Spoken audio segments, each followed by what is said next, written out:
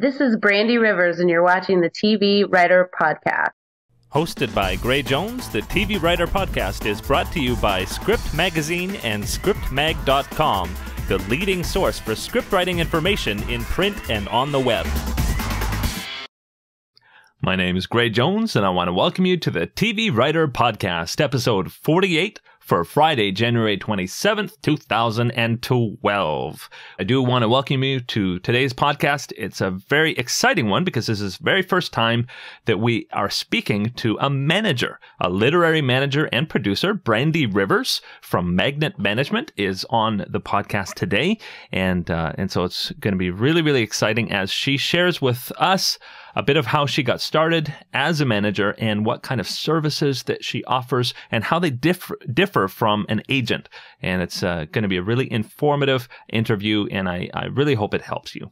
Before we get to the interview, just a couple of quick news hits, and one of them is a reminder of the homework that's on the table. Hopefully you've been able to buy Troy DeVolde's book, Reality TV, An Insider's Guide to TV's Hottest Market, because the questions are due very, very soon. You can send questions for Troy. And even if you hadn't had a chance to read the book, or you have any questions about how to pitch, write, and or sell a reality TV series, which is a very hot market with a lot of jobs therein, make sure to send those questions into mail@tvwriterpodcast.com. And if you do, and your question is chosen, you might just win a copy of Pamela Douglas's third edition of Writing the TV Drama Series. Excellent, excellent book, and the third edition is a great update. Speaking about books, make sure you do go to the tvwriterpodcast.com site. There's a little store link on the site, and the store isn't just a place to support the podcast, which I do appreciate if you do, but it's a place for a little mini university for yourself. If you didn't get a chance to go to film school, or even if you did, I mean, I went to film school, I have a screenwriting degree, and yet I still continue to buy books every month and read books on TV writing, on screenwriting, on every kind of writing, on making good characters, on creativity, on the industry, tips on the industry, because I really, really feel that it's important, if we want to do this, that we educate ourselves in every way possible. And out of the hundreds of books that there are out there, I've selected a number of ones for the site that I feel are great books, most of which I've read myself. And so I'd urge you to make sure that you consider this part of your career, to be studying and increasing your knowledge in these different areas by great books that are available. Also on the site is a Twitter database that has over 900 TV writers. I urge you to make use of this database. If you're not on Twitter yet, what a great reason to get on Twitter. Of course, you can follow me on Twitter.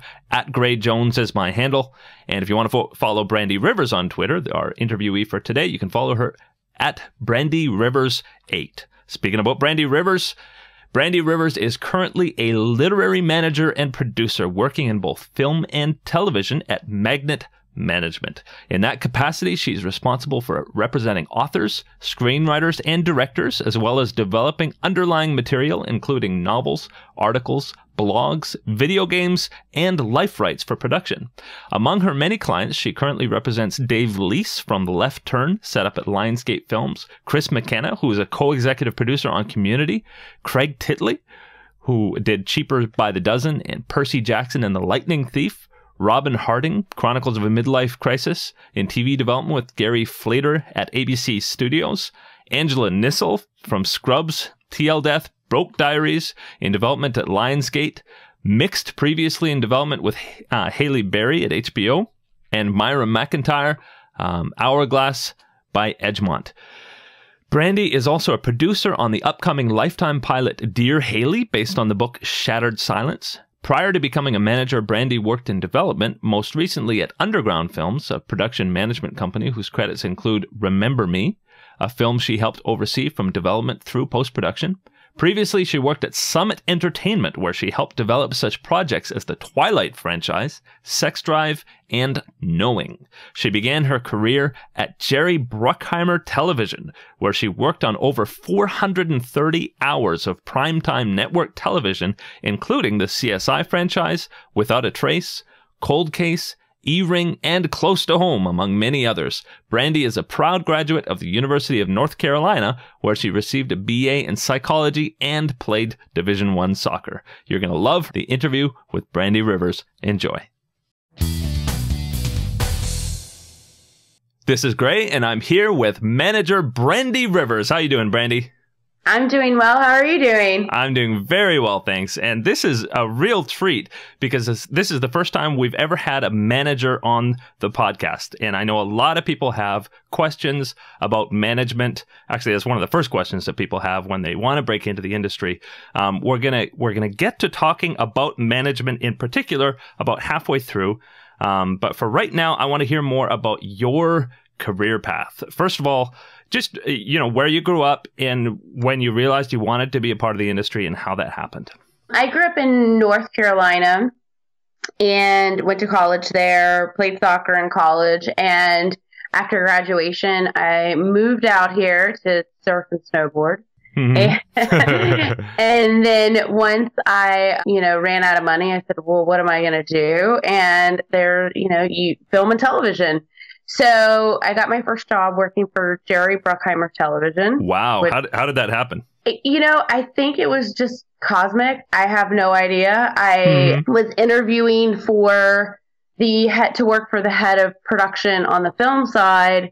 And he thought that it was awesome that I had moved out to Los Angeles to surf and snowboard. And and he said to me that, once he got down the path with, who he was going to hire, he said to me, it just feels like you're just too ambitious to work for me. I really need a personal assistant. But my colleague, Jonathan Littman, who was then and is now running television, is looking for someone. You should go and meet with him.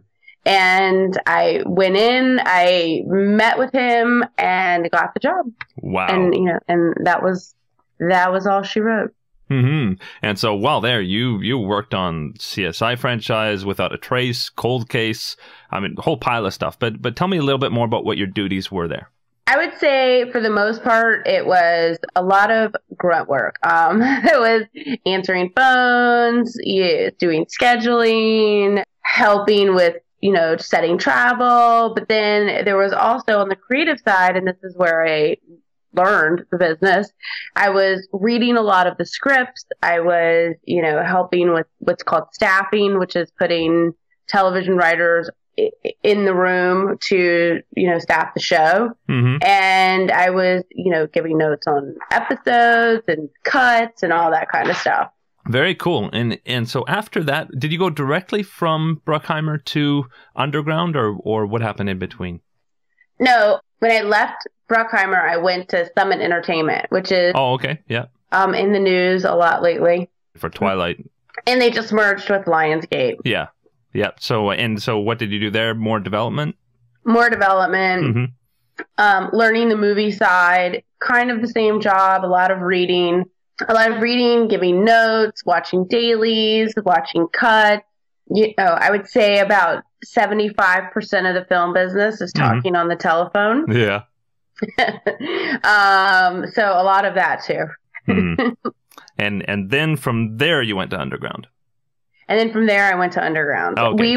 When I was at Summit, we were working on a movie called Remember Me with Robert Pattinson and Emily DeRaven. And that's how I got to know Nick and Trevor, who are the principals at Underground. Mm-hmm. And so now Underground is a production management company. So was that where you got the idea to get involved in management? Well, when I reached out to Nick and Trevor at Underground, I really wanted to find a way to be able to combine my experience working in television with my experience working in features, because I find that television is much more a business and much more easier to sort of navigate the way it works, because a lot of times you don't have control over what happens with the movie. It could be, an head executive at Fox walked into the room and said, hey, I want to make a movie about kids who have superpowers playing pranks on people. And then all of a sudden they're like, oh, let's greenlight Chronicle. That's sort of, that's sort of how that process works, whereas television is, it's on a cycle. You sell at a certain time of year,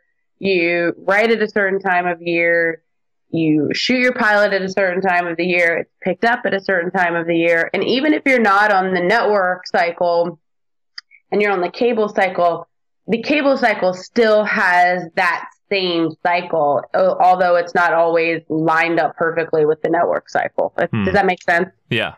Okay. And so, tell me, first of all, how does one become a manager? I think a lot of people in the industry would say you just have to sign clients and get them work, because, part of the job of a manager when you're signing is being able to point to something you've done, being able to point to someone you've put on staff.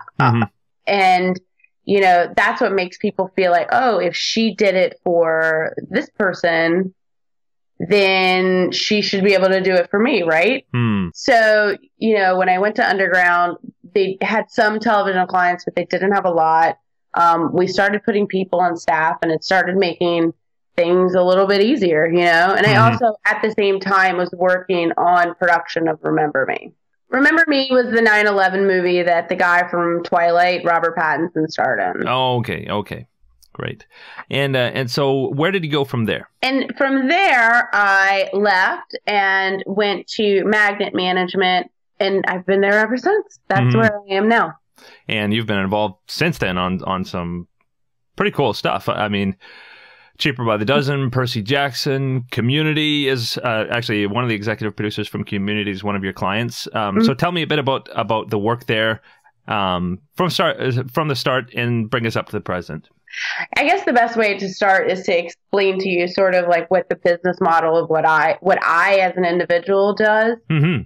Because of my background in both film and television, I work a lot with clients who want to transition or want to write for both film and television. Obviously, if it's a younger client, you kind of have to focus on one to start with and build that out, and then you can transition. But I also work with a lot of clients who started in TV and now want to do features, or started in features and now want to transition over into television. And I also do a lot of book to film and television. Oh, okay. And do you also manage strictly book clients? Yes, I have some clients that are just authors. I have some author clients who, are writing features now. I have some author clients who are now writing TV. So it just depends on what their needs are. Cool. Well, okay. So now I guess what we have to do is we have to define management and define it perhaps in comparison with an agent, and explain it for somebody who might not know these terms or quite understand them. So basically, the basic role of a manager is to help build careers. Your agent typically will have an agent at, WME could have anywhere from 50 to 150 clients. With that list, I think 150 might be a little too generous, but with that list, a lot of times they're sharing clients with other agents. They're developing their own clients that they want to grow into showrunners. They're also, outside of their clients, doing what's called coverage. And that means that they're covering the different networks and studios for open jobs. In television specifically, it's all about like what staffing positions are open, what level, what type of person they're looking for, that sort of stuff. So agents, unfortunately, have grown to a place where they don't have as much time to help a client get their material to a good place and where it's strong, because right now you have to have strong material to go on staff of a show. They don't necessarily, because they're so specialized, if you want to write for features, they can send you down the hall to the feature department, but that doesn't necessarily mean the feature department's going to be helpful because they don't know you, they didn't sign you, they don't have the same vested in interest in as the television person who signed you. And I've heard it said, and I know this is perhaps somewhat of an exaggeration, but that the agent's role is to negotiate the deal, and that they're really not that interested in you until you're ready to make the deal? I wouldn't go that far. Yes, they do negotiate deals, but I would say, defined by law, the manager is to help you and advise you. And the agent's job is to get you a job and negotiate your contract. But that's not really how it works, because obviously managers are on the phone talking to studio and network executives and hearing about jobs and putting you up for jobs at the same time. So that line is very blurred. It's, you can have the agency and the manager looking for a job. But what I would say is that as far as agents wanting to sign you after there's a deal, yes, that oftentimes happens because it's so hard to launch careers, especially in television, that a lot of agents won't sign people officially until they actually have their first job. And so you mentioned that an agent might have 100 clients, and by comparison, I'm assuming that a manager has far fewer clients. Yes, I would say as a company, we have about 80 clients, and there's 7 managers at my company. So on average, about a dozen. So you're able to give a lot more personal time to each person that you represent.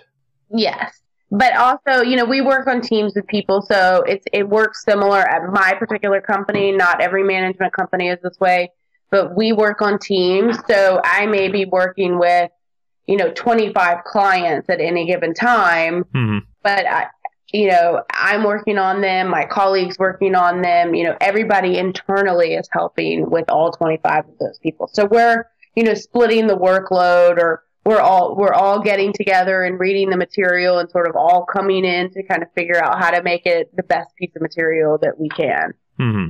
And now, correct me if I'm wrong, but you could theoretically have a manager and an entertainment lawyer and not even have an agent. Yes, absolutely. So, because if you're finding people work and then all that's left is the deal, an entertainment lawyer can be the one to negotiate the deal. Obviously, I'm not saying that you shouldn't have an agent, but I'm saying a lot. And the reason I'm pursuing this angle is because there are a lot of people trying to break into the industry, and they fret and fret and fret because they can't get any agent to pay them attention, where meanwhile there are some very viable alternate routes that they could take. And by the time they get to that point where they're negotiating the deal, I'm sure there's going to be agents saying, okay, I'm ready to pay you attention now. Exactly. Yes, you can absolutely. I have a lot of clients. I would say my younger clients, and when I say younger, that doesn't necessarily mean an age, it means an experience. My younger clients oftentimes will only have me and a lawyer, and my very well-established clients will sometimes only have me and a lawyer. But the way it works in television when it comes to commissioning, let's say you're my client and I put you on a show that is packaged by WME. And WME is not going to commission you. They're going to take what's called a package fee. Yeah. And so the network is going to pay them a package fee. So then you'll still only be paying out 15%. And it's becoming more and more that if you're at one agency or another, typically you're going to go on to one of their packages. Unless you're at one of the smaller, and the smaller agencies feed to all the shows. Yeah. And well, so let's go into that a little bit. An agent is by law only allowed to charge a set percentage, 10%, of the actual deals that happen. What's a pay structure like for management? Well, what does it cost for somebody to entertain your services? 10%. It's the same as an agency. Okay. And so you said that could be bundled to 15% in certain cases. Well, how does that work? It would be 15% if you had me and a lawyer. Lawyers charge 5%. I see. Okay.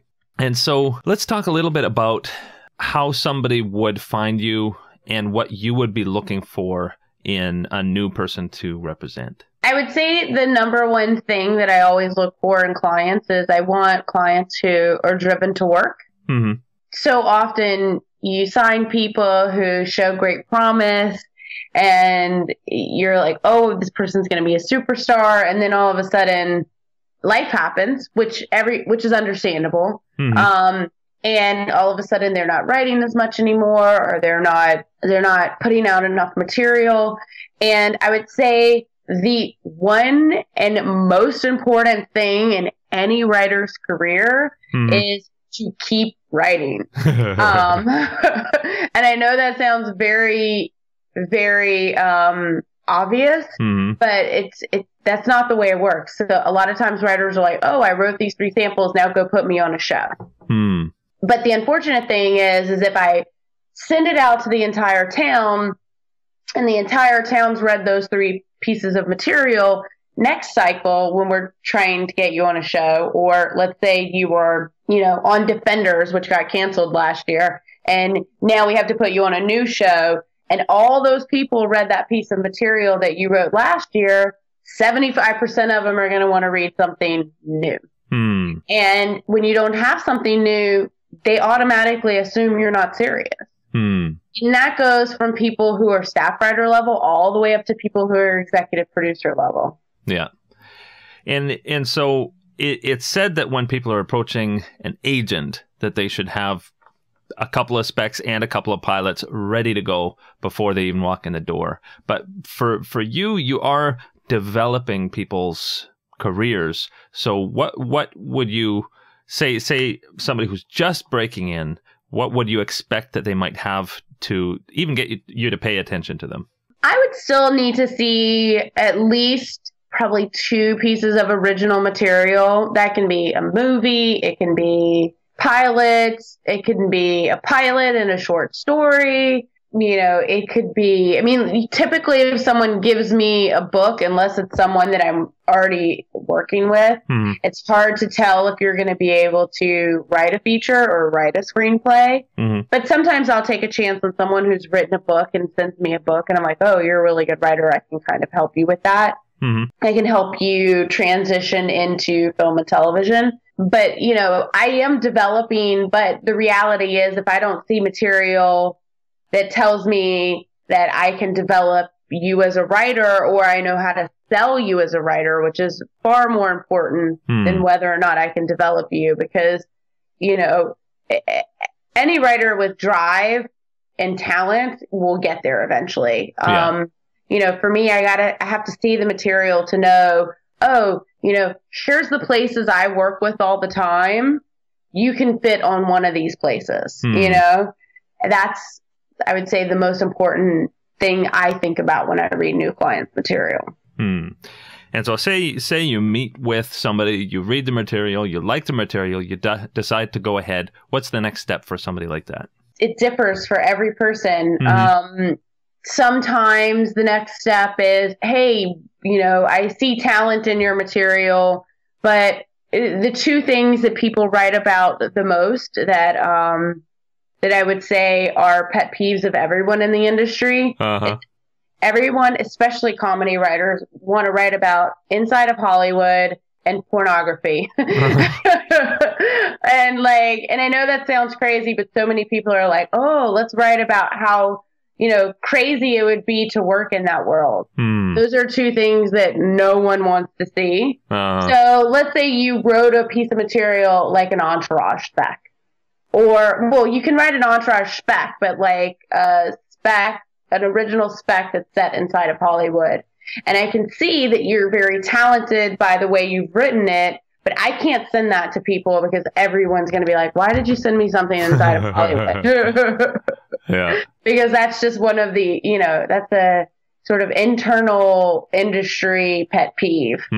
So I might say to you, hey, let's go and develop a new idea. And what I would start with is have you pitch me new ideas.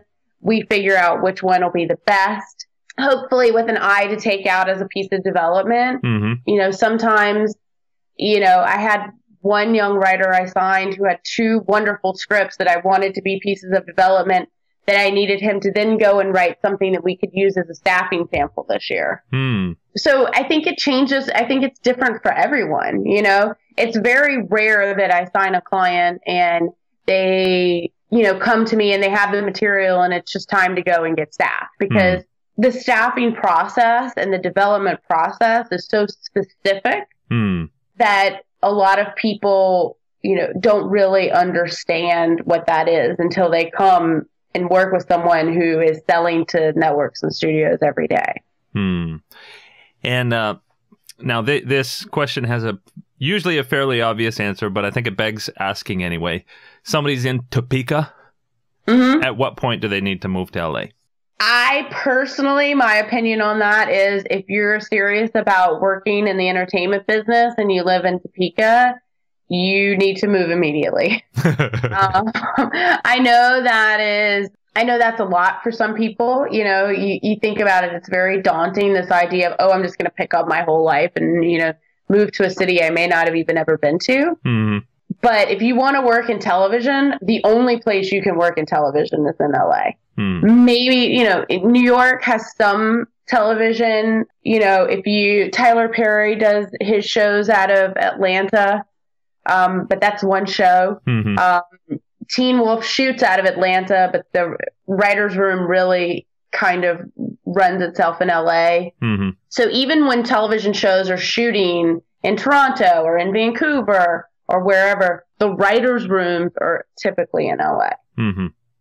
But if you want to write features, it's a different story. You can write features from anywhere, though it gets pretty complicated once you've established yourself in features, because once you've established yourself, you may go up for a job and they may say, hey, can you be here in 3 hours? It's hard to get to Warner Brothers in 3 hours from Topeka. Yeah.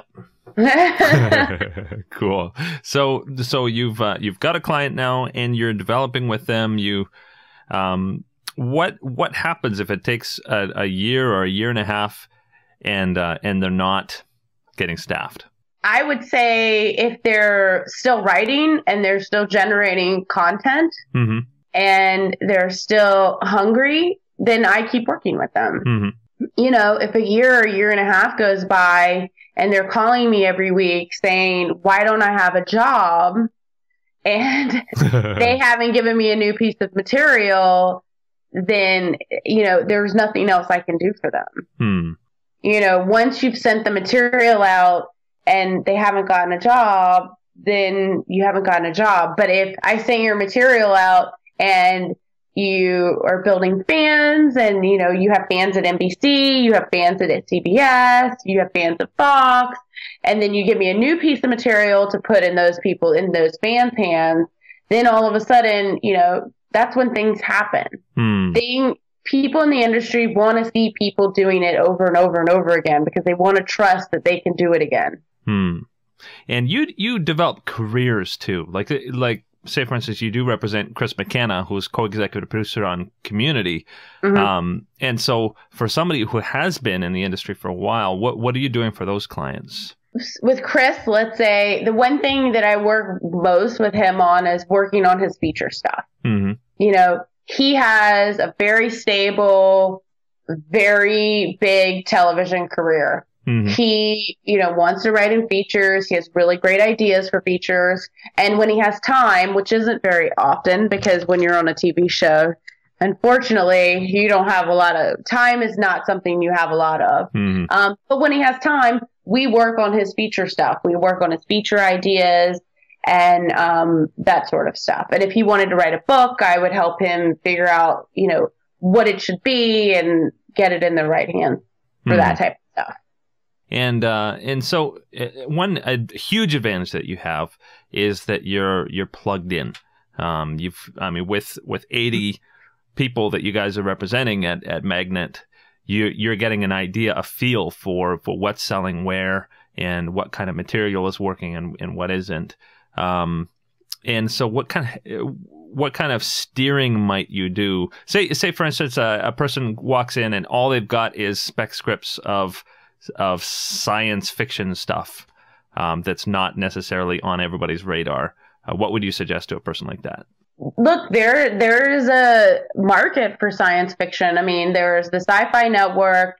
You have shows like Terra Nova, on the air. I mean, who knows if it's going to come back or not? But, shows like that get made every year. Fringe, there are shows that are getting made, and those shows do need staff. if you want to write just science fiction for television, the window of opportunity is much smaller. Mm-hmm. It's, I always tell my clients all the time, I always joke with them, the more things you want to write and the more shows that you're open to being on, the more opportunities there are. So if a client comes to me and says, I absolutely don't want to be on a procedural, that's fine. I'm okay with that.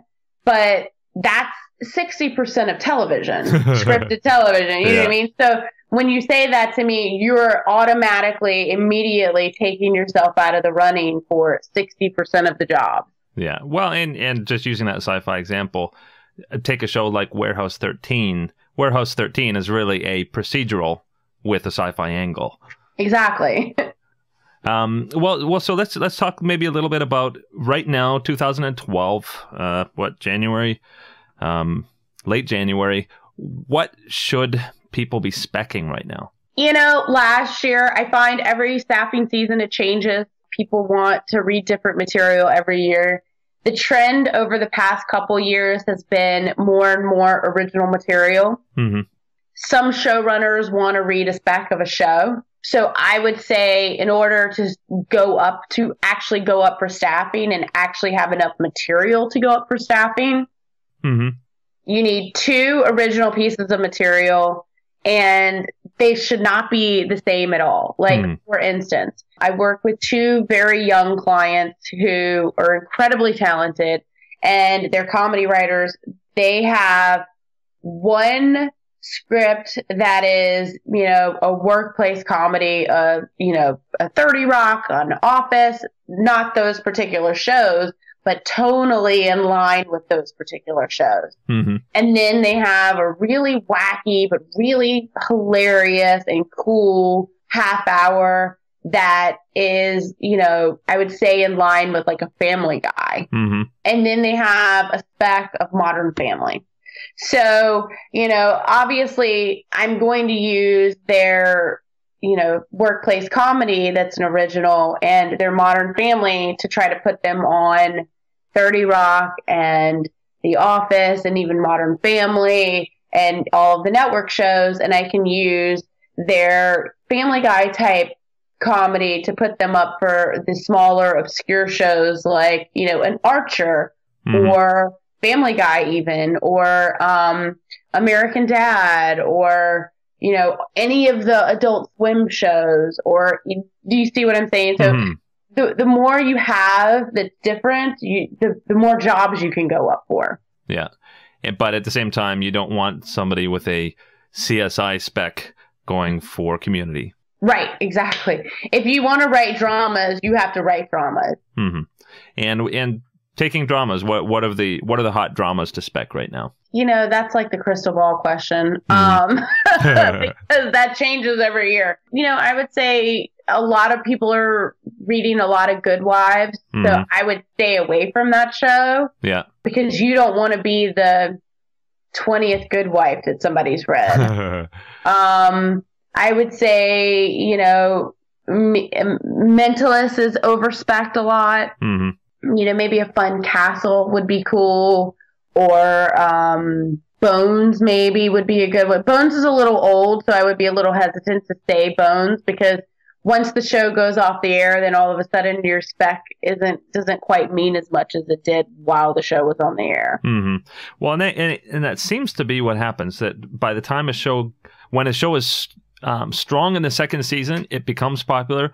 By the time it hits its 3rd or 4th season, there are so many specs on the market for that show that it becomes hard to write one of them. But at the same time, you don't want to write for something that's doing really well in its season 1 and then it gets canceled.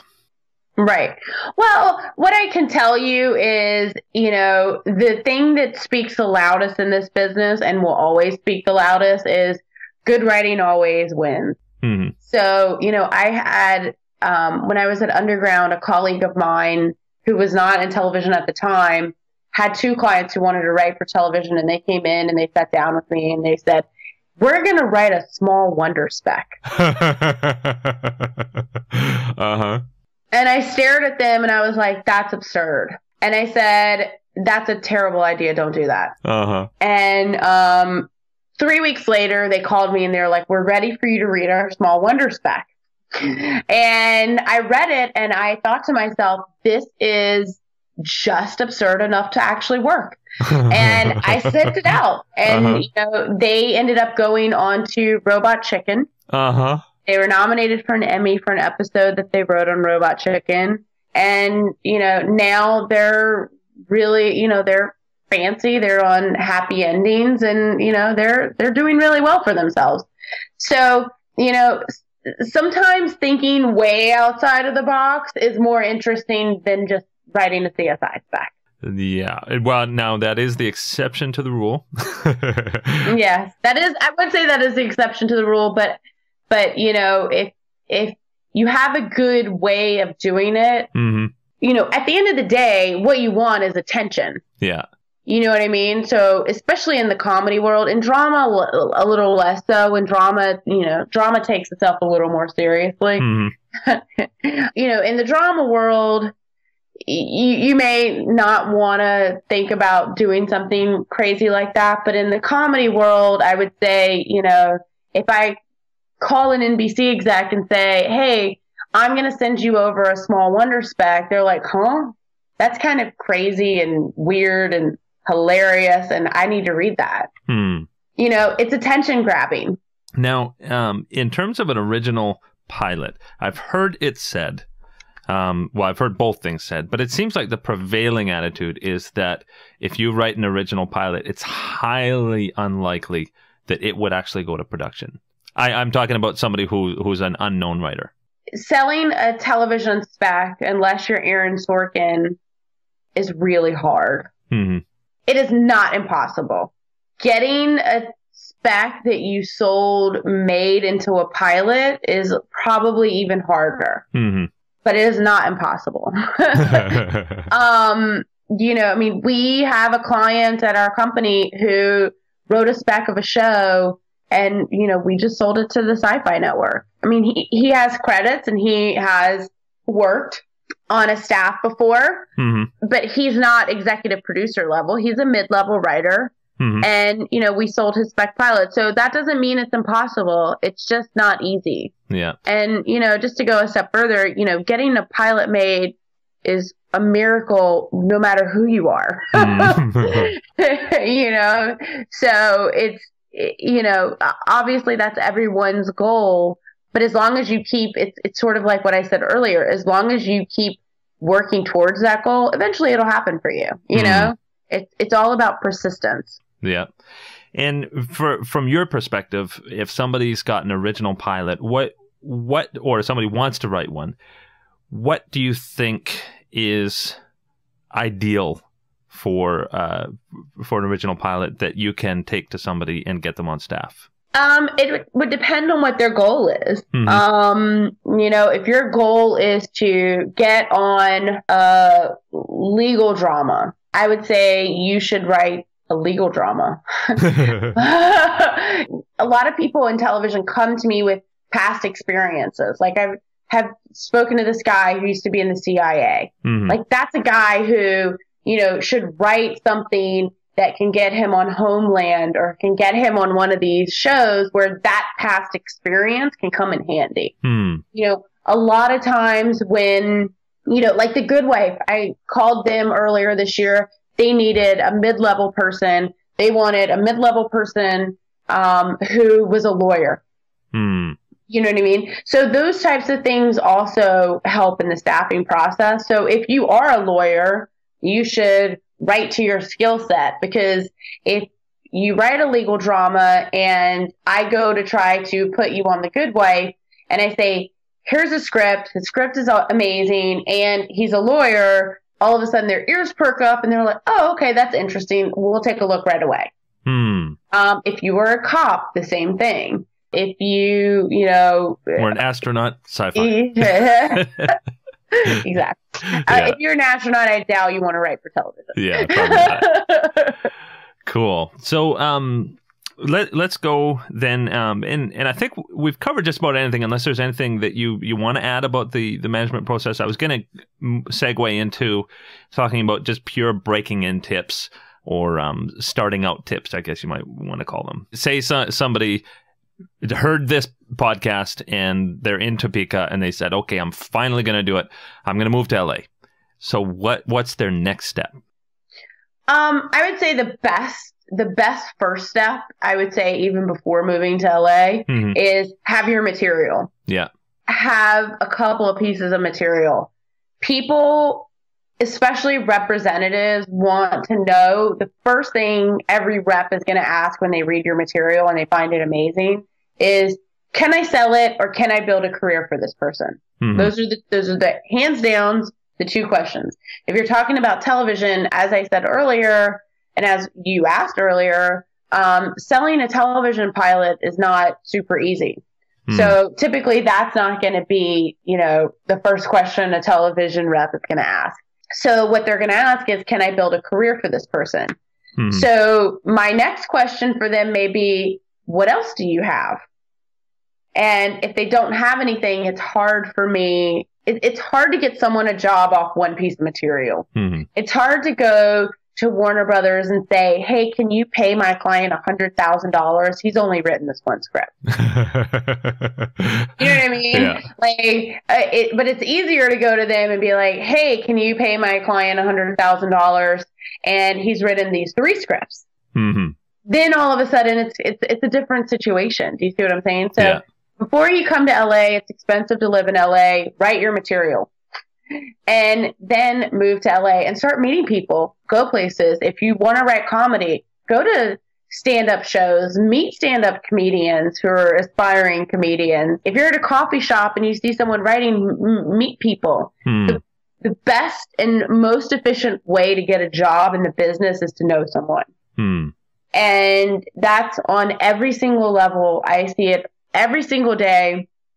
People who I have friends who are writers who don't have anything but a lawyer because they know so many other writers that they can get themselves jobs. So knowing people is the most important thing. So once you move here, don't just kind of sit at home and wait for it to happen. Go out, meet people, get to know people, do meetup, go to coffee shops. Talk to people who are obviously writers. Have conversations with people. Ask people, because what that's gonna bring to you is you're gonna meet, Joe Schmo writer who, may have worked on whatever show and may say, "Oh, I'm so bummed. I wanted to get that job on The Good Wife and I didn't because I really want a woman." And then you're a woman, you're a female writer, and you're like, oh, there's a job there. Okay, now how do I go and try to put myself up for it? You need a rep. No one's going to read your material unless you have representation. But you're getting something. If you already have a rep, then you can call your rep. Hey, I just heard, so-and-so Joe Schmo at the Starbucks told me that The Good Wife's looking for a female staff writer. And, hopefully your rep will have already known that. But if they don't, then they can then call The Good Wife and put you up for that show. Well, that is great advice. And I think that's a great place to end up. And so now I know that you're on Twitter, and remind me of your Twitter address. It's just Brandy Rivers 8. Brandy Rivers 8. And so people can definitely follow you on Twitter. And now say they have some materials. They've got 1 or 2 specs, 1 or 2 spec pilots, and they're ready to move from Topeka to LA. How would they contact Magnet Management if they were interested in some management? We have a website, magnetmanagement.com, and you can just email your log lines and we'll look at them there. Or if they want to query me directly, my email address is Brandy with a Y at magnetmanagement.com. Wonderful. Well, I appreciate you sharing all this wisdom about management and about all that you do. And thank you, because thank you. It's a great thing that you're doing helping to develop people's careers. Oh, well, thank you. It is truly my pleasure. Cool. Okay. Well, best of luck to you, and I hope you have a great year. Thank you. Okay. Bye-bye. Bye-bye. Hosted by Gray Jones, the TV Writer Podcast is brought to you by Script Magazine and ScriptMag.com, the leading source for script writing information in print and on the web.